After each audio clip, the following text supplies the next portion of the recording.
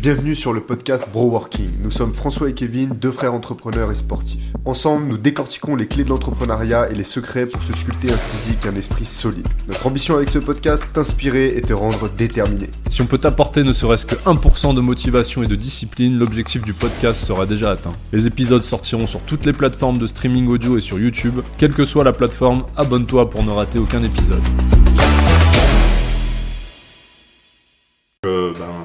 En gros, son job, c'est une boîte américaine qui fait genre entre 600 millions et 1 milliard de chiffre d'affaires par an. Ils sont présents dans 25 pays. Et en gros, le concept, c'est ils accompagnent des retraités américains un peu partout en Europe pour faire de la rando ou du vélo. Et en gros, elle bosse là-dedans. Alors du coup, elle a grave des pourboires parce qu'elle bosse qu'avec des vieux. Mais elle accompagne des petits vieux à aller faire des randos en Irlande, en France, tu vois, à Bordeaux, dans les vignes et tout. Et genre cette boîte américaine là, eux le concept c'est ça quoi. Et en fait je trouve ça hyper simple à répliquer comme business quoi. En fait t'accompagnes des retraités riches à aller faire des circuits de randonnée, de vélo, etc. En fait je trouve que tu sais t'as besoin de rien. T'as pas besoin de matériel, à part si tu fais des randos à vélo évidemment t'as besoin de louer des vélos ou d'acheter des vélos, une flotte de vélos. Mais sinon si tu accompagnes des vieux faire de la rando, t'as juste à réserver les hôtels une fois qu'ils t'ont payé. Tu t'occupes du truc pour eux, et en vrai, je lui ai dit qu'elle peut limite, dans 2-3 ans, une fois qu'elle aura bien pigé le concept, elle peut limite monter sa boîte là-dedans, quoi. C'est clair. Oui, elle, en fait, ouais, c'est un service, donc il n'y a pas de stock, il n'y a rien. Elle a juste à être là, quoi. T'as une belle tasse. Et à être C'est la tasse que à Kevin l'aise m'a offerte. sur le vélo. Ouais, non, c'est une bonne idée et en vrai, ça peut être hyper enrichissant sur le plan personnel aussi, hein, parce que tu visites, tu vois du patrimoine, ouais, j'avoue, bien kiffant. C'est un truc que j'aurais fait si j'avais pas fait coach, je pense. C'est vraiment un truc que j'aurais fait parce que tu sais que déjà, tu sais quand on s'entraînait là avec Claude Bernard, qu'on faisait des tractions, etc. le matin, on voyait les croisières des personnes âgées là, tu sais. Et en fait, ça me donnait vachement envie. Et je voyais des accompagnateurs, je voyais de l'encadrement. Et je me disais, mais pourquoi pas, tu vois, en fait. Tu sais, si ça marche pas, allez, je vais faire des croisières avec les petits vieux. Ils vont me régaler parce qu'ils ont toujours un tas de choses à raconter. Ouais, je trouve que ce genre de service proposé est plutôt sain. Contrairement à, tu sais, quand on parle du business avec les vieux, tout ce qui est type investissement immobilier, et, donc je pense notamment aux viagers, tu vois, pour le coup, ça c'est plutôt sain. Donc, écoute, si elle se régale, tant mieux pour elle. Tu sais si du coup elle continue, elle fait ça toute l'année ou c'est un taf de saison? Ouais. En fait, ils ont un modèle assez spécial, je crois que ça s'appelle un CDD avec mise à disposition. En fait, elle n'est pas en CDI. Et en fait, en gros, il la paye que dans la semaine où il y a les voyages. Donc là, typiquement, elle a passé, j'ai dit combien? Elle a passé 3 semaines, je crois, en Irlande, ou 2 mois, Ouais. ou 3 semaines, je sais plus. Donc là, elle était payée. Mais une fois qu'elle rentre en France là et qu'elle attend le prochain voyage qui a lieu dans 15 jours, là, elle n'est pas payée. Donc c'est une sorte de CDD avec mise à disposition. Et il lui envoie, avant chaque trip, avant chaque voyage, il lui envoie un PDF de 80 pages qu'elle doit apprendre par cœur. C'est vraiment le déroulé du circuit, tout ce qu'elle doit dire, tout ce qu'elle doit gérer, que faire en cas de problème de santé, déshydratation, trucs comme ça, tu vois, les premiers secours évidemment. Elle a une formation en amont. Elle a un mentor. Ça, c'est vraiment l'américaine, quoi. Tout est processé. Elle a un mentor dans la boîte qui la forme. Et puis, derrière, voilà. Et donc, elle est logée, nourrie en plus quand elle est là-bas sur place. Ouais. Donc, trop bien. Et puis, c'est vrai que les retraités, les seniors, c'est vrai que ce qui est bien, c'est qu'ils sont très généreux en pourboire, généralement. Après, du coup, tu dois, voilà. Après, il faut avoir de la discussion, évidemment, il faut aimer le sport et les voyages, mais bon, ça, a priori, elle, c'est pile ce qu'elle kiffe, quoi. Donc, mais j'ai même envie de dire qu'un coach sportif, pour se diversifier, peut organiser des séjours sportifs. D'ailleurs, Sylvain, à l'Idéal à Lyon, là, il avait fait des séjours, c'était des courts séjours, hein, je crois que c'était un week-end à la montagne ou dans un autre pays, je crois qu'il avait fait aussi. Des séjours bien-être, rando, détente, etc., avec des seniors. Je pense que c'est un bon business. Après, c'est de l'événementiel. Moi, je sais que je déteste l'événement. Tu sais, tout ce qui est organisation de voyage, moi, c'est vraiment le truc que j'arrive pas à faire. Je suis mauvais. Mais je pense qu'il y a des gens qui seraient très forts là-dessus. Oui, je t'aurais bien vu faire un truc comme ça, ouais, carrément. T'as la tchatch et tout en plus. Donc, Ouais, bah tu sais, quand on avait organisé ton EVG, t'avais on kiffé. s'était régalé. Ouais, j'avais kiffé. Il n'y avait pas trop de j'avais randonnées échangé avec, à l'EVG. Non, ouais, c'était plus des, si tu veux, des immersions dans le milieu masculin toxique, avec tout ce qui est tank et tir d'armes à feu, sans trop Immersion dans la de toxicité. réglementation et d'encadrement spécifique d'ailleurs. Hein. Pour la petite histoire, moi je compare avec les formations que j'ai eues en tir ou sur tout ce qui est véhicule blindé. Et bon, là-bas, c'était vraiment. Ils s'en battaient les couilles de tout ce qui est protection, etc. Bon, à l'armée, nous, on avait vraiment un protocole bien strict, avec bien processé, etc. Avec des mesures de sécurité, tout un tas de mesures de sécurité. Là-bas, c'était. Enfin, juste pour la petite histoire, à l'armée, on ne peut pas monter sur un blindé et se balader avec, quoi. On ne peut pas rester debout sur un blindé et faire le tour du régiment ou quand on veut, etc. C'est réglementé, on ne fait pas ce qu'on veut. Bon, là-bas, c'est pas l'armée, c'est un truc touristique, mais quand même, c'est un véhicule qui est militaire, c'est un tank en fait. Donc on est arrivé là-bas, et en Pologne c'était, et j'étais choqué parce qu'en fait, il n'y a eu aucune mesure de protection qui a été mise en place. Et voilà, c'est vas-y que tu montes sur le tank et tu fais ton tour et tu rentres. Et voilà. On a failli tomber 6 fois pendant le tour sous la flotte. Je veux dire, là, c'est un tank, quoi. Tu tombes, tu glisses, tu passes sous la chenille, t'es mort. Ouais, c'est clair. C'est clair. Mais bon. C'est clair. Mais, là, il n'y a pas eu de PDF ouais, de 80 c'est pages avec des process de Non. sécurité. Ou alors peut-être, mais en tout cas, ça n'a pas été respecté, tu On vois. n'était pas au courant, ouais. Ouais, c'est clair. Non, Ah, j'avoue que l'événementiel, c'est pas évident. Donc, ouais, non, bon business model. Bah, après, en plus petit, tu as des coachs sportifs aujourd'hui en France qui font faire de la marche nordique. Alors là, pour le coup, on est sur des seniors aussi, hein, mais je pense qu'en termes de cible, mais juste d'aller en randonnée, quoi. Et tu peux facturer ça, en fait. Juste d'emmener des gens en randonnée, faire un peu d'exercice avec des bâtons, etc. Finalement, ça se facture. Donc, tu peux vraiment partir de pas grand-chose et monter un business sur ces créneaux-là facilement, je pense. Après, je pense que tu as des normes de sécurité, peut-être vu que tu emmènes un groupe en voyage, etc. J'imagine que tu dois avoir peut-être un diplôme à avoir, tu sais, je sais pas trop comment ça se passe, mais...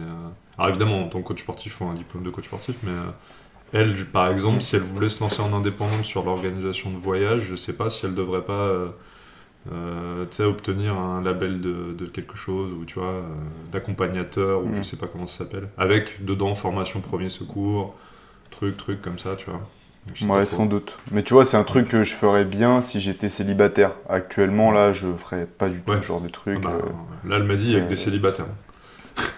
Du coup, elle se régale, hein, mais c'est que des célibes. En tant qu'accompagnateur. Ouais, en tant qu'accompagnateur, oui. Oui, parce que sinon, c'est que des couples de retraités, grosso modo.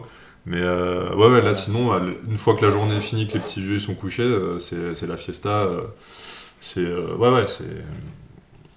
une ambiance à la cool, quoi. C'est que des gens qui sont prêts à voyager les 3 quarts de l'année, donc ils n'ont pas de famille, pas de couple, ils sont pas en couple. Et ils sont quand même très ouverts d'esprit, vu que c'est voyage, sport, tu vois, c'est ambiance sympa, ils se mettent des petites cuites, tout ça. Donc, ouais, non, c'est... Oui, là, ouais, c'est vrai que c'est des... Oui, c'est par contre, quand tu t'organises des voyages, évidemment, ça veut dire que t'es pas sédentaire, quoi. T'as pas de famille à gérer, quoi. Puis c'est toujours l'histoire du remplacer son temps contre de l'argent. C'est ça qui me freine à mort, du coup. Bah après, tu recrutes, quoi. Tu montes ta propre équipe d'accompagnateurs, tu fais tes propres process. En plus, elle a les PDF de 80 pages avec tous les process. Je veux dire, demain, elle monte sa propre boîte, elle a déjà une bonne idée des process qu'elle peut enseigner et déléguer à quelqu'un, quoi. Après, oui, tu rentres dans du management, c'est un autre délire, mais ouais, non, c'est une bonne... c'est un bon... En plus, les retraités en France, ils ont du budget, ils ont eu des bonnes retraites. Ils sont toujours partants pour aller faire un peu de sport et picoler dans les vignes et tout. Donc, mais alors encore plus, je pense, des retraités américains. Après, ça veut dire qu'il faut avoir une communication où tu arrives à les cibler. Mais une fois que tu as réussi à cibler des retraités américains qui ont du budget, je pense que tu es sur un bon filon. Ouais. Ok, oui, non, bah, c'est ça. Mais il faut être disponible, quoi. Ouais. C'est clair. Moi, tout ce qui m'éloigne du foyer, ça me... Ouais. Ah ouais, je comprends. Bah sinon, tu peux aller... Mais c'est un truc qui va bien lui correspondre. Bon, tout autre sujet, je crois que tu avais un coup de gueule. Avant ça, on vous dit bonjour. Bonjour à tous, bienvenue dans le podcast pour ceux qui rejoignent. Je sais qu'il y en a de plus en plus qui rejoignent le podcast et les vues elles augmentent de semaine en semaine, doucement, hein. On est en vitesse de croisière, mais ça augmente quand même. Donc bienvenue à tous ceux qui découvriraient le podcast aujourd'hui. Et je crois que tu avais un coup de gueule à passer. Et oui. Donc je vais commencer par une petite introduction. Moi, quand j'ai commencé à m'entraîner, donc à faire de renforcement musculaire dans le but d'avoir plus de muscles, en fait, j'aurais bien aimé qu'on me dise un truc, mais juste un truc, fais des squats. Tu vois, ça c'est... Et pourquoi je dis ça? Parce qu'en fait, là actuellement, ma salle d'haltérophilie est fermée, donc je me retrouve à m'entraîner à Basic Fit, et j'y suis allé un peu sur n'importe quel créneau, et en fait, du coup, je peux voir souvent les mêmes personnes s'entraîner, faire les mêmes exercices, et on va dire que là, c'est un coup de gueule optimisation, tu vois, parce que dès que tu as foutu les pieds à la salle et que tu t'entraînes, déjà, c'est pas mal. Mais ensuite, il y a un truc qu'il faut faire, et c'est s'entraîner le bas du corps, s'entraîner les jambes. Parce que c'est ce qui va générer le plus de gains hormonal, on va dire, parce que c'est là où il y a une grosse partie de la masse musculaire. Donc les fessiers, les quadriceps, les ischios, les mollets, mais c'est tout un tas de muscles qui vont booster le système hormonal et donc booster le taux de testostérone. À savoir que plus ta testo est élevée, plus tu es un mâle alpha, entre guillemets, c'est l'hormone masculine, la testostérone, et donc plus tu es à même de performer, de progresser rapidement, surtout en musculation, d'être un peu plus agressif, je pense notamment aux boxeurs. Tu gagnes en agressivité, quand tu gagnes en agressivité, tu gagnes forcément en combativité. Je ne parle pas du domaine technique, je parle uniquement de cet aspect-là, nervosité, agressivité, combativité, et donc forcément plus résilient. Bref, tu as envie d'en découdre, c'est comme ça. Et donc, c'est vrai que moi, pendant tout mon contrat, notamment à l'armée, pendant que je m'entraîne, etc., on faisait beaucoup de marches, on faisait beaucoup de courses à pied. Et je trouvais ça comme prétexte, en fait, c'était simplement une excuse, parce qu'en réalité, les deux entraînements, l'entraînement des jambes en endurance, donc quand tu fais de la marche ou de la course à pied, ou même de la boxe, ça n'a rien à voir, les stimulations sont totalement différentes avec un entraînement en force, et donc un bon vieux squat, un bon vieux 4x10 ou un 5x5 au squat avec une barre sur le dos, sont deux choses qui sont totalement complémentaires, et qu'on peut totalement faire sur une semaine d'entraînement. Bien souvent, c'est l'excuse, je fais du foot, on l'a entendu, tu as dû même toi, entendre des proches te le dire, ouais, moi je fais des squats, je fais du foot, donc j'ai pas besoin de faire les jambes, machin, ou alors je fais de la natation, entre guillemets, mais en fait, ça n'a rien à voir. Parce qu'il faut entraîner les jambes comme tu entraînerais le haut du corps, donc tu vois... les tractions pour le haut du corps, sont les squats pour le bas du corps. Et je vois personne, en fait. Je vois personne faire des putains de squats, et encore moins du deadlift, etc. Je parle vraiment du squat parce que c'est vraiment ce qui est le plus éprouvant pour l'entraînement des jambes. Tu te mets une barre sur le dos, et ensuite une barre chargée. C'est très éprouvant, c'est très dur. Et c'est pour ça que personne ne le fait d'ailleurs. Mais voilà, j'arrive à Basic Fit, les plateaux sont à moi, quoi. Personne utilise les plateaux pour squatter. Et d'un côté, tant mieux, parce que c'est disponible pour moi. Mais voilà, c'est une petite optimisation simple. Et c'est parce qu'elle est si simple que je trouve ça évident et que j'ai envie de le rappeler, en fait. Les mecs, faites des squats, ça ne mange pas de pain, et c'est bien plus efficace que s'entraîner 3-4 fois le haut du corps. Je vais encore plus étayer mon propos. C'est plus efficace. Admettons que, je ne sais pas moi, un pratiquant souhaite faire plus de traction et prendre du dos. Donc aspect performance et aspect esthétisme. Eh bien, il vaudrait mieux que ce pratiquant-là s'entraîne une fois aux tractions et une fois au squat, plutôt qu'il fasse 2 entraînements de traction dans la semaine. Tu vois à quel point c'est important ? Vaudrait même mieux qu'il fasse 2 entraînements de squat et un seul entraînement de traction dans la semaine. Bon, là, c'est peut-être un peu poussé, mais c'est juste pour expliquer l'importance de l'hormone, l'importance de l'entraînement des jambes. Voilà, c'était le petit coup de gueule. Je ne sais pas si tu as quelque chose à nous dire là-dessus. Si, je rajoute mon témoignage perso. Quand tu m'as mis à la muscu de façon sérieuse et que tu m'as du coup mis à un programme jambes, à faire 1 fois par semaine en plus des programmes haut du corps, pour les moments où tu m'avais fait un distinguo haut du corps, bas du corps. Moi pour la boxe j'ai vu vraiment, parce que la boxe tout part des jambes, donc clairement quand tu as plus d'explosivité au niveau des jambes, moi j'ai ressenti tout de suite, et je sais que j'aimais beaucoup faire ma séance jambes un jour ou 2 avant mon entraînement de boxe, parce que je ressentais vraiment une meilleure explosivité. Donc ça c'est le premier mois bénéfice que j'ai vraiment vu, au-delà de l'esthétique évidemment. Et après le deuxième bénéfice c'est moi en tant que grand j'ai quand même du mal à me tenir droit et peut-être parfois un peu mal au dos. Et clairement les squats c'est vraiment, je trouve, l'exercice qui m'a le plus gainé et le plus redressé et le plus forcé à se tenir droit. D'ailleurs tu vois, en parlant là je me remets droit, mais vraiment moi les squats m'ont vraiment fait du bien là-dessus quoi. Et dès que je refais des exercices dès qu'on refait des squats là maintenant que je me suis mis au crossfit, clairement je sens que je suis mieux après, je suis plus plus dynamique, et du coup plus dynamique, plus gainé au niveau du dos. Et en tant que grand qui a du mal à se tenir droit, je sais pas si, à mon avis, il n'y a pas que les grands qui ont du mal à se tenir droit, mais en tout cas, moi, vraiment, c'est une difficulté, un truc que, j'aime beaucoup, me reposer le dos et donc m'avachir un petit peu. Et clairement, les squats m'ont vraiment fait du bien là-dessus. Donc, clairement, Mais clairement, est-ce que tu penses pas, enfin, on enfonce une porte ouverte, mais j'imagine que tu vas être d'accord, les mecs le font pas parce qu'esthétiquement, ce qu'ils veulent avant tout, c'est avoir des gros bras, des gros pecs, et que finalement ils pensent que les jambes, les filles regardent pas, alors que finalement avoir un bon boule c'est important aussi, j'ai envie de dire.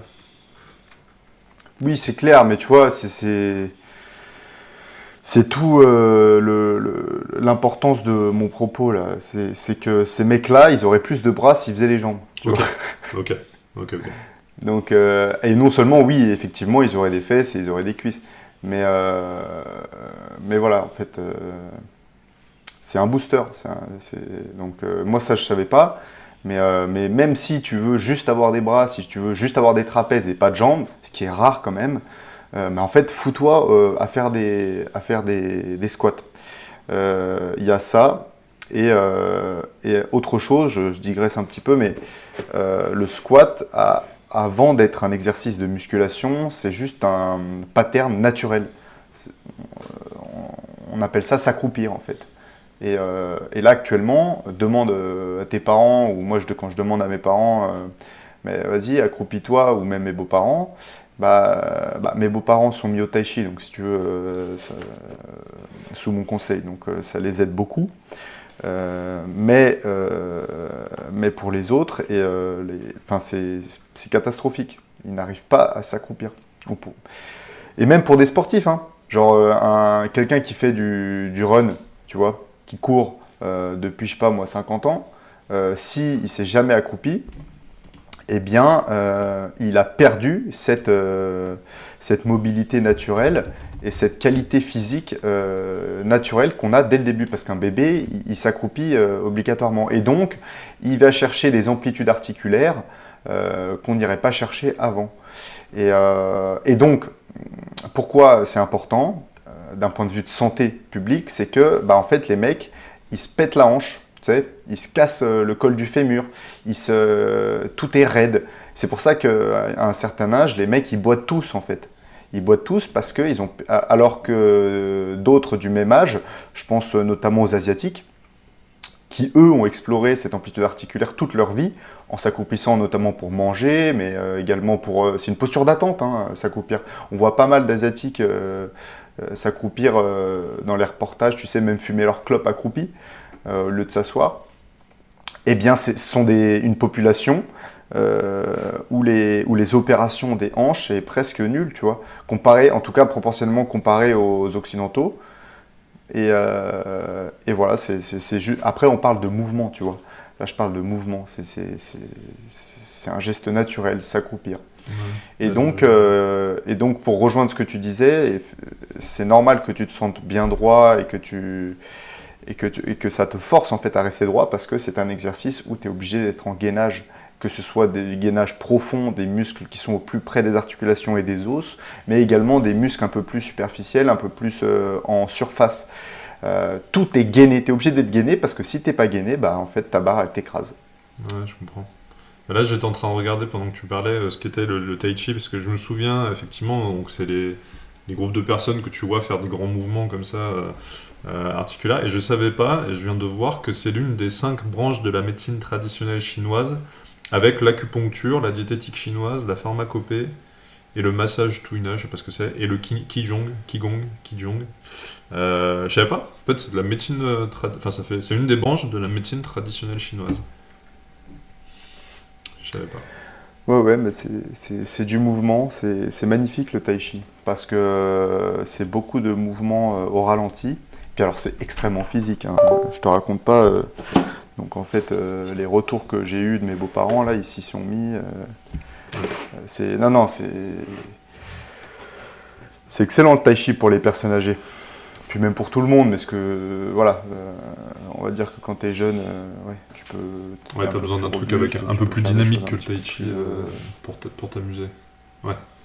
Oui, voilà. Là au moins c'est posé, puis là je les vois, non, ils sont... Et eux, tu vois, ce qui est sûr, c'est qu'ils n'auront pas de problème de hanche. Parce qu'en fait, ils sont sans arrêt en squat, parfois en squat sur une jambe, enfin, faut voir, hein, c'est quelque chose. Dans le tai chi, c'est ce que je recommande à toutes les personnes âgées ou tu sais, bien sédentaires, tu vois. Ouais. Les mecs bien sédentaires, qui veulent pas trop transpirer, qui veulent un truc posé, faites du tai chi. Et là, bah, par contre, c'est quand même dur, hein, mais... Puis tu sais, tu as différentes sortes de tai chi. Moi, je sais que mes beaux-parents font du tai chi à l'épée aussi. Et c'est vachement stylé, tu vois. Tu as une épée. Bon, c'est ludique. C'est ludique. Ils se prennent pour des samouraïs, ils se régalent, mais surtout, ils sont en bonne santé. Ouais. Bah, d'ailleurs, s'accroupir, c'est vraiment... tu vas rigoler, mais vraiment, quand je me suis mis au MMA, c'était... quand j'ai essayé le MMA, c'était vraiment le truc qui était le plus dur pour moi. C'était les transitions sol...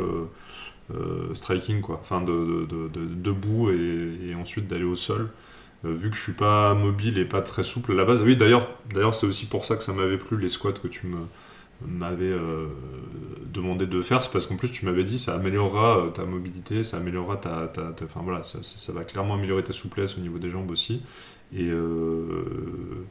et c'est vrai qu'en tant que grand, je pense que c'est encore un truc de grand aussi, de descendre au sol, etc., et de faire ça très souvent, et c'est pas forcément facile. Et en plus, avec les problèmes un peu de mobilité que je peux avoir, d'ailleurs que je retrouve au crossfit, hein, au crossfit, le premier truc que me disent les coachs, c'est que je manque de mobilité. Donc il faut que je fasse les exercices que tu m'as donnés. Là, ça va être une de mes to-do de la rentrée, ça va être d'ajouter ça dans ma semaine, peut-être juste avant les séances de crossfit. Et donc ouais, c'est hyper important, même dans les sports oui, tu disais n'importe quel sport, y compris sport de combat, clairement, c'est game changer, je pense. Voilà, c'est pour ça que je pense que tout à chacun, en tout cas tous les sportifs, tous les pratiquants de sport de combat, mixtes surtout, lutte, machin, devraient faire de l'haltérophilie, tu vois. C'est clair. Ah, de l'haltéro, carrément, ouais. Tu vois, Mais, de l'haltéro, ouais. Ouais, bah l'haltéro, tu vois, de l'haltéro pur, pas, tu vois, de l'haltéro pur, parce que bah non seulement tu t'accroupis, mais en plus il faut que tu ouvres ta cage thoracique et que tu sois dans... Bah si tu veux, quand tu feras des vraies séances d'arraché, enfin de snatch, tu vois, où tu feras que ça, tu vois comment tu t'es senti en faisant du squat. Tu étais obligé de te tenir droit, etc. Bah là, gros, c'est x10. Parce que non seulement tu dois te tenir droit, tu es en squat, et tu as de la charge sur toi, mais en plus, tu as les bras qui sont tendus au-dessus de la tête, tu vois. Donc là, c'est une sensation, je me souviens, la première fois que j'ai fait de l'haltéro, c'est une sensation qui, je me rappellerai en fait toute ma vie, parce que le lendemain, je sentais vraiment tous les muscles de mon corps, mais pas comme une séance de muscu, tu vois. Tous les muscles de mon corps reliés entre eux, tu vois. Il y avait une vraie synergie dans ma sensation de fatigue musculaire. Et je sentais un truc que j'avais jamais ressenti. Et c'est pour ça que j'ai décidé d'en faire mon sport principal. Parce que je me suis dit que... Enfin, j'en ai fait plusieurs des sports, tu vois, mais c'est vraiment le seul sport qui m'a permis de ressentir ça. Et puis bon, bah voilà, la force, je le redis, mais la force, c'est le socle. Hein, c'est la base de toutes les qualités physiques. Donc à un moment donné, si tu veux exprimer ton potentiel endurant sur de la course, de la natation, n'importe quoi, de la lutte, de la boxe, faut être fort. Faut être fort. Et moi, je pense qu'il y a une réelle relation entre force, production de testostérone et agressivité dans les sports de combat, tu vois. Après, évidemment, je pense qu'il faut être vraiment un prépa physique averti. Moi, je ne le suis pas, hein, donc il faudrait que je me forme un peu plus spécifique sport de combat pour ça. Mais je suis sûr qu'il y a des prépas physiques qui encadrent des athlètes. Parce qu'effectivement, il ne faut pas griller le nerveux du combattant, etc. Mais bon, ça, c'est dans le domaine professionnel, tu vois. En général, un mec qui ne va pas en compétition, je lui conseillerais toujours de faire des squats. On rattrape les wagons, de faire des squats et puis de l'haltéro. On en a fait une séance pour l'instant, j'en ai fait qu'une, j'en suis à quoi? À 10 séances de crossfit, je crois, à tout casser. On en a fait une de séance, donc c'est snatch. Et en plus, j'ai trouvé agréable le fait de soulever lourd au-dessus de toi. Enfin, t'as une sensation un petit peu agréable aussi tu te sens un peu fort, quoi, tu vois. T'as la gestuelle en plus qui est stylée. Donc en plus, je trouve que c'est un mouvement qui est kiffant à faire. Ouais. Clairement, c'est un des pour l'instant top 3, top 4 exos que j'aime bien au CrossFit. Ouais, tu les as fait barre à vide, t'as mis un peu de charge? J'ai mis un peu de charge, ouais. Je saurais plus te dire ce que j'ai mis, mais oui, j'ai mis un peu de charge. Et alors du coup, ce qui est top, c'est que le coach m'a vraiment coaché, du coup. Donc, parce qu'au début, je faisais forcément pas mal d'erreurs techniques, et il m'a vraiment aidé à bien, tu vois. Et à la fin, les dernières séries que je faisais, c'était propre. Enfin, propre. Pour un débutant, c'était plutôt propre. Donc en plus, Tu sais combien t'as mis de chaque côté? Non, je me souviens plus. Mais de toute façon, là, cette année, je vais m'y mettre régulièrement, donc je vais pouvoir te donner un peu te dire un petit peu comment je charge, etc., quoi. Là, c'était vraiment la première, donc j'étais concentré à fond sur comment bien faire le mouvement déjà, donc je t'avoue que la charge, j'ai chargé. Après, voilà. Moi, j'ai tendance, tu me connais, hein, j'ai tendance à être prudent et tout, donc c'est vrai que les coachs sont toujours là à me dire non, mais tu mets ce qu'il y a sur le tableau, en fait, ferme ta gueule, tu mets sur ce qu'il y a sur le tableau. Et là, typiquement, tu vois, à la base, justement, je voulais vraiment y aller barre à vide et très léger, mais il m'a dit non, mais t'inquiète, je vais t'aider, je vais t'accompagner, et puis du coup, j'ai chargé comme la charge minimum qui était indiquée sur le tableau, mais j'ai chargé quand même. Après, c'est vrai que je pense que si je prenais des séances individuelles, il m'aurait fait plus commencer par la barre à vide jusqu'à ce que je maîtrise bien le truc, et après il m'aurait fait charger. C'est vrai que là, vu que c'est des cours collectifs, il y a quand même peut-être pas trop le temps. Enfin, si, parce que les 10 premières minutes, généralement, pour l'échauffement, ils te font travailler quand même. En fait, c'est à toi de trouver ta charge, la charge qui te correspond le mieux. Et donc là, tu as le temps un petit peu de faire de la barre à vide, mais c'est vrai que l'idéal, ce serait que tu prennes des cours. Après, là, j'ai pas du tout le temps pour l'instant, mais... et le budget pour investir là-dedans. Donc, non, bonne sensation. Très bonne sensation. Et puis voilà. Donc là, cette année, combinaison CrossFit Box à tenir toute l'année. Et puis plus tes exercices de mobilité. C'est ça le petit programme de la rentrée, là. Ouais, après, l'idéal, ça serait que tu fasses de la mobilité à l'échauffement, okay. à la boxe et en CrossFit, quoi. Okay. Histoire que ça soit intégré à tes séances pour pas que tu te rajoutes un truc en plus. Ouais, c'est ce faut que ça soit un rituel que tu fasses tout le temps. Bah, c'est ce que je comptais faire pour le CrossFit. Après, moi, échauffement box, je fais beaucoup de shadow quand même. C'est le seul moment aussi où je peux rajouter le shadow. Sinon, on en fait un petit peu à l'entraînement. Mais... Donc, c'est vrai que échauffement box, j'y vais en avance et je fais plus de shadow. Après, rien n'empêche de faire 5 minutes de mobilité aussi, hein, tu me diras. C'est jouable. Après, il y a un truc qu'il faut bien se mettre en tête, parce que je vois aussi pas mal de gens faire de la mobilité pour faire de la mobilité, tu vois. En fait, si je parle aux gens, là, mais si t'as pas de problème de mobilité, faut pas faire de mobilité. Enfin, tu vois, c'est simple. Ça paraît simple, ça paraît évident, mais pas tant que ça, tu vois, parce que je vois beaucoup de gens qui passent leur vie à faire de la mobilité, puis ils font un peu tout, puis ils se perdent en fait. Et puis, ça sert à rien. Si t'as pas de problème de mobilité, si t'es mobile, fais pas de mobilité. Et toi, faut vraiment regarder, voir ce que les coachs te disent, quel est ton souci majeur, et donc ensuite adapter et donc fluidifier, si tu veux, la routine, la discipline, pour qu'il y ait le moins de friction possible. Typiquement, si ton plus gros problème de mobilité, c'est la hanche, eh ben, tu fais juste un exercice de hanche avant chaque séance. Donc séance de CrossFit, un exercice de hanche.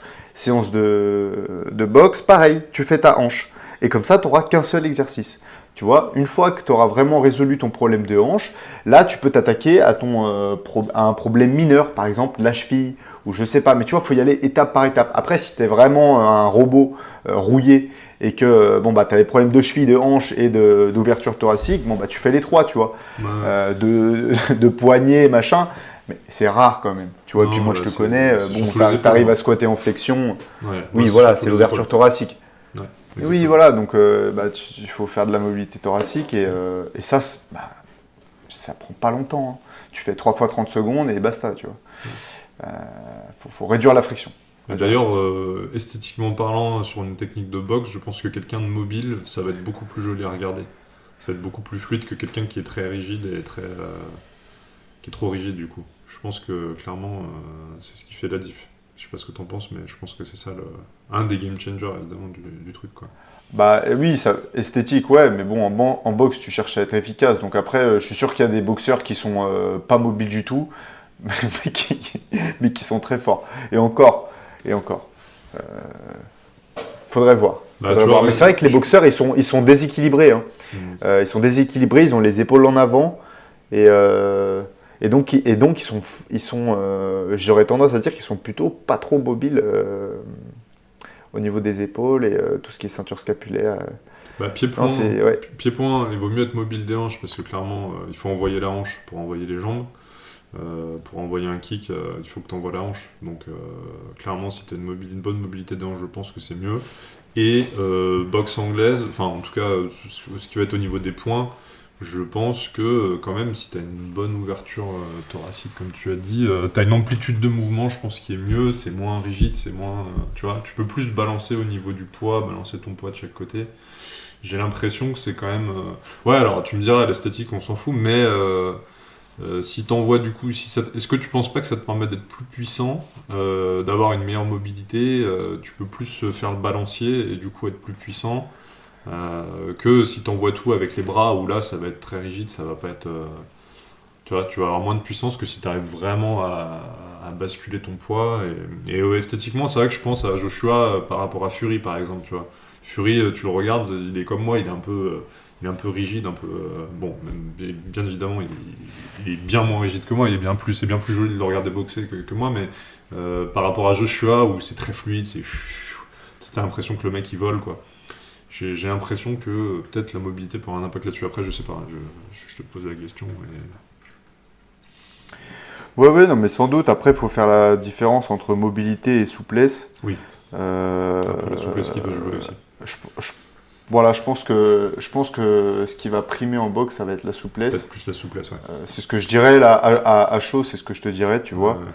Être souple, effectivement, pour bien transférer le poids du sol vers le haut, et donc envoyer une frappe rapide et sèche, tu vois, un truc qui part vite, qui revient vite. Mais oui, et puis la mobilité, ça joue évidemment. Ça joue évidemment, hein. De toute façon, et puis ensuite, ça t'aide surtout à une bonne coordination, en fait. Une bonne coordination, synchronisation. Donc c'est un aspect des qualités physiques qu'il faut maîtriser en boxe, hein. Parce qu'effectivement, tu le disais, hein, si tu peux pas, alors surtout en pied-point, oui. De toute façon, tu les vois, ceux qui sont pas mobiles des hanches, les Le Banner, tout ça, et ils envoient pas des high kicks, hein.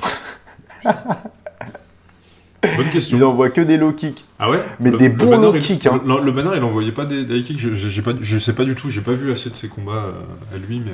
Sans doute, mais franchement, de tout ce que j'ai vu de lui, je suis pas un spécialiste du tout, mais de ce que j'ai vu de ses combats, je l'ai jamais vu envoyer un high kick. Et par contre, il envoyait sûrement des bons low kicks de barbare, tu vois. Ouais, truc qui te fauche. Mais le pied pas trop haut, tu vois. Lui, c'est la puissance, son truc. Lui, c'était la puissance, le débit, l'endurance, l'explosivité, l'agressivité, la capacité d'encaissement. Moi, dès qu'on parle de Le Banner, j'ai tout de suite l'image où, tu sais, il a un combat, il se fait défoncer le nez. Je crois qu'il a le nez enfoncé, parce que c'est des poids lourds, donc poids lourd direct, ça. Les dégâts, ils sont vilains, quoi. Je sais pas si t'as cette image où il a le nez, mais arraché, quoi. C'est dégueulasse, quoi. Et le mec continue de combattre, quoi. Et je crois que du coup, c'est suite à ça que t'en as beaucoup qui s'étaient moqués de Cédric Doumbé qui s'arrêtait pour une aiguille dans le pied, une épingle, une épine dans le pied. Il mettait à côté l'image de Le Banner qui continue son combat alors qu'il a le nez défoncé. Je crois que c'était le nez, si je dis pas de bêtises. Ouais, alors, après, on doit parler d'un truc. On doit parler du dopage. Je sais de quoi. On est obligé d'en parler. Ok. On est obligé d'en parler parce que, oui, certes, l'autre, il s'est arrêté avec une épine dans le pied. Maintenant, moi, je pense que Cédric Doumbé, il n'est pas du tout dopé. Ouais. Je pense qu'il est fort naturellement. C'est un petit génie de sa discipline. À bien des égards. Et je pense que Le Banner, il est chargé comme une mule. Oui, mais est-ce que ça après, augmente ta résistance à la douleur et ton mental? Bien sûr. Le dopage. Bien sûr. Mais oui. J'entends qu'il soit dopé par Tyson sous coke. Ouais. Pardon, excuse-moi, je t'ai coupé. Non, mais si, mais gros, tu sens moins les coups. Je te parlais de testostérone tout à l'heure. Hein. La testostérone, tu augmentes ton agressivité, tu augmentes ta résilience. Donc là, oui, t'es dopé. Quand t'es dopé. Tu le vois, Élisée contre Benoît Saint-Denis. Et d'ailleurs, Benoît Saint-Denis, pareil, quel monstre, tu vois. Il se prend tout ce qui s'est pris dans la gueule sans avoir eu recours à de la chimie. Et tu vois Élisée, lui, qui encaisse, mais sans aucun problème, tu vois. Non, oui, je te dis, la chimie, ça joue beaucoup. Beaucoup. J'entends. Après, est-ce que sans chimie, tu peux pas avoir une doublée, triplée, quadruplée ta résistance à la douleur par le mental, par plein d'autres moyens. Moi, je remets pas du tout en cause qu'il soit dopé ou pas, mais même s'il était... Je vais prendre l'hypothèse imaginons qu'il soit pas dopé, ça ne m'étonnerait pas pour autant qu'il ait une bien plus forte résistance à la douleur qu'un Doumbé. Tu as vu hier sur LinkedIn, je t'ai envoyé un maquisard, le récit d'un maquisard qui, durant la Seconde Guerre mondiale, il avait, je sais plus, entre 15 et 20 ans, s'est fait un moment emprisonné par l'armée allemande et dit qu'il s'est fait maltraiter et que pour autant il n'a pas parlé et il a même réussi à garder le moral et tout le monde disait qu'il avait la pêche alors qu'il était condamné à mort, qu'il savait que dans une semaine il allait se faire fusiller. Tu vois, ça typiquement... sans dopage, tu peux y arriver. Donc, est-ce que, imaginons il y a une hypothèse où, ok, il est dopé, mais est-ce qu'on peut pas dire aussi que, de toute façon, même sans être dopé, a priori, moi j'ai quand même l'impression qu'a priori, c'est un mec qui, demain, il se fait capturer par les Allemands. Pour le faire parler, je pense que Le Banner, tu vois, il faut se lever de bonne heure et puis il faut avoir du bon matos, je pense. Ouais, non, mais c'est sûr. Après, le contexte était différent, tu vois. En période de guerre, tu sais que la mort, elle te pend au nez. Bien sûr. Donc peut-être que tu es plus enclin à subir des pressions et à faire face à la mort. Tu vois, c'est pas le même... Et après, en tant que combattant, les mecs ils font face à la mort quotidiennement. Et puis le Banner, il a combien de guerres et combien de combats avant d'arriver à ce truc-là où il continue de combattre avec le nez fracturé, tu vois. Est-ce que avant ça, il a pas déjà vécu 100 guerres? Alors que Doumbé, mine de rien, il a, par rapport à Le Banner, je crois, il faudrait qu'on vérifie, qu'on fact-check, mais j'ai l'impression qu'il a une carrière qui est beaucoup plus courte quand même en termes de combats que Le Banner, qui a vraiment un nombre de combats, je crois, assez énorme. Et puis Doumbé, il a tellement mis des KO rapidement que... est-ce qu'il a vraiment vécu déjà un calvaire, tu vois, Doumbé, où il s'est pris vraiment des grosses patates dans la tête et dans les cordes et il a tenu, tu vois? Je me rappelle pas, j'ai vu pour le coup tous ces combats à Doumbé, j'ai pas vu ça. Donc je me demande quand même si la résistance à la douleur de Doumbé est pas inférieure à même un Benoît Saint-Denis ou un Le Banner dopé ou pas, tu vois? Voilà. Moi, je pense pas que ça soit la résistance à la douleur. Je pense que c'est plutôt un choix stratégique de la part de Doumbé Oui, pour préserver les neurones qu'il a, tu vois. possible. Je pense que c'est de la stratégie, tu vois. Typiquement, ce qu'il a fait face à Baïsangour, en fait, il voulait pas se faire laminer parce que clairement, face à un Baki, tu es obligé d'être à 100%. Si t'es pas à 100%, voilà, quoi, Baki il te roule dessus. Et là, ce qu'il a fait, je pense que c'était un choix stratégique. Il s'est dit là, avec ça, je pourrais pas continuer. Et donc, pour tout le reste de ses combats, oui, comme tu as dit, je pense oui qu'il s'économise parce que c'est un choix, je pense, hein, mais il est dans l'économie. Et on va dire que oui, Benoît Saint-Denis et Le Banner sont plus des berserkers, tu vois, des mecs, ils peuvent mourir sur le ring, ça leur posera pas de problème. Ouais, non, mais c'est des durs au mal, hein, je dis pas que... Mais je dis juste que je peux pas trop parler là-dessus parce qu'on sait pas ce qui se passe, tu vois. Tu sais pas, avec le nez pété, etc., le jour du combat, tu sais pas tout ce qui s'est mis dans la tronche. Et donc voilà, Ouais, je ferai pas la comparaison là-dessus en tout cas. C'est sûr, mais comme tu l'as dit, il y a des conditions où la douleur tu la sens pas. Le nombre de récits où les mecs ils sont pétés. Tu sais, on avait un moment, j'avais recommandé un podcast qui s'appelait, je crois, Vétéran de France ou un truc comme ça, et où le mec explique que pendant 2 heures il a continué de combattre alors que je sais plus ce qu'il avait de pété, il avait un os pété, etc. Et la douleur elle est venue après parce que tu avais l'adrénaline qui poussait. Donc c'est vrai que oui, de toute façon c'est encore une histoire de chimie du coup. Après du coup effectivement tu peux booster chimiquement les choses, mais la nature quand même peut aussi, comme tu l'as dit, selon les conditions, te faire sentir plus ou moins la douleur, quoi. Ouais, oui, face à la mort, alors quand t'es chaud, je pense que je vais vulgariser, et puis je suis pas spécialiste je suis pas un endocrinologue, mais quand t'es chaud et tout, t'es un peu excité par l'événement, t'as de l'adrénaline qui se déverse, et donc t'es shooté un petit peu. Et ensuite, quand tu fais face à la mort, c'est la noradrénaline. Et ça, c'est encore plus puissant. Et en gros, oui, tu peux être dopé naturellement. C'est clair. Maintenant, imagine si tu es dopé naturellement plus la chimie, en fait, tu es un super humain, quoi, tu vois. Donc, je peux pas comparer. En tout cas, je vais pas comparer Le Banner et Doumbé. Tu vois ou pas? Je comprends. Ouais, non, si, complètement. De toute façon, c'est un peu le doute qu'il y a toujours à haut niveau, quoi. C'est le dopage. Après, en fait, toi, Le Banner, ce qui te fait avoir des soupçons, c'est surtout son apparence physique, quand même, non? C'est le fait que déjà, au niveau musculation, ouais. tu ouais, Le Banner, il est dopé, c'est ça.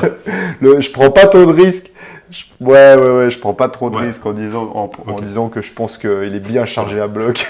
C'est ça. Parce que, vu son âge, tu vois, sa densité musculaire, l'épaisseur de sa peau, etc., ses veines, il a tous les marqueurs d'un physique chargé. Je dis pas qu'il est chargé, mais bon. Il y a un faisceau d'indices concordants, comme dirait l'autre. Il y a un faisceau mais tu sais que même Greg MMA, franchement, Greg MMA, il a un physique impressionnant. Et je pense qu'il n'est pas chargé, parce que sinon, ça serait vraiment un gros mytho. Il fait que dire et clamer haut et fort qu'il est contre le dopage, machin.